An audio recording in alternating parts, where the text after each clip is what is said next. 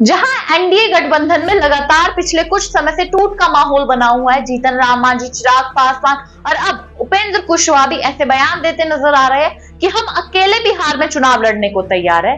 और यही एनडीए गठबंधन दावा कर रहा था कुछ समय पहले कि इंडिया गठबंधन टूट जाएगा। तो वहीं एक बार फिर से राहुल गांधी और तेजस्वी यादव के भाईचारे की एक झलक सामने आई है। जल्द ही इंडिया गठबंधन द्वारा ऐलान कर दिया जाएगा कि कौन सी पार्टी उनके गठबंधन की कितनी सीटों पर चुनाव लड़ेगी।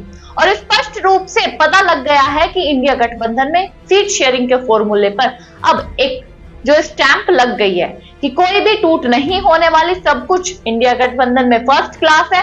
तो वहीं एनडीए गठबंधन में कौन सी क्लास चल रही है? Back benchers. जी हाँ, एनडीए गठबंधन में लगातार चिराग पासवान की पार्टी की ओर से, जीतन राम मांझी की पार्टी की ओर से, उपेंद्र कुशवाहा की पार्टी की ओर से ऐसे बयान सामने आ रहे हैं कि अगर आप हमें ये सीट नहीं देते हो कि चिराग पासवान की पार्टी को 70 सीटें चाहिए, अगर उपेंद्र कुशवाहा की पार्टी को 20 से 25 सीटें नहीं मिलती और जीतन राम मांझी की पार्टी को 40 सीटें नहीं मिलती, तो फिर हम आपका साथ छोड़ देंगे, अकेले बिहार में चुनाव लड़ लेंगे या फिर इंडिया गठबंधन के साथ चले जाएंगे। उनके साथ जाने में भी कोई बुराई नहीं है, एटलीस्ट सीट तो अपने मन की मिलेगी। लेकिन वही इंडिया गठबंधन अब एक साथ फर्स्ट क्लास मूड में नजर आ रहा है। तेजस्वी यादव द्वारा जल्द ही ऐलान कर दिया जा सकता है 15 सितंबर तक कि कौन सी पार्टी कितनी सीटों पर चुनाव लड़ेगी।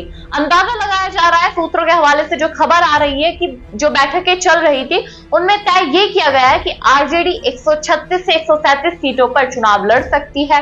अगर कांग्रेस की बात करें तो वो 55 से 57 सीटों पर चुनाव लड़ सकती है। जेएमएम को 5 से 6 सीटें, पशुपति पारस की पार्टी को भी 5 से 6 सीटें मिल सकती है और बाकी बची सीटें कुछ अन्य दलों को दे दी जाएगी जो इंडिया गठबंधन का हिस्सा है।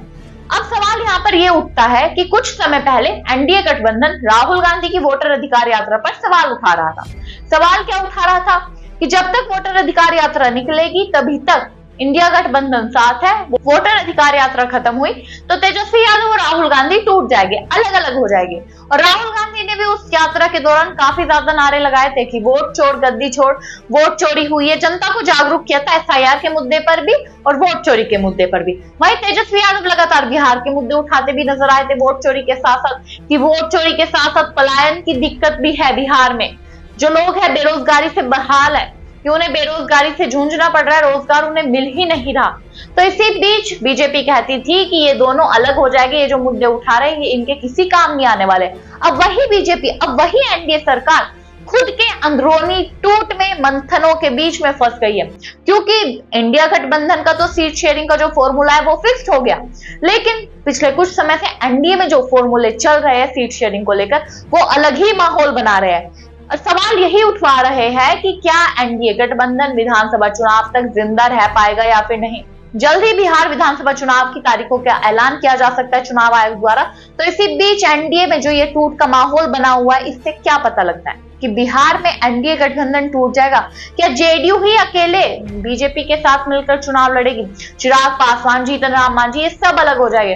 और कब इंडिया गठबंधन की तरफ से, राहुल गांधी और तेजस्वी यादव की तरफ से ऐलान किया जाएगा कि वो लोग कितनी सीटों पर चुनाव लड़ रहे हैं।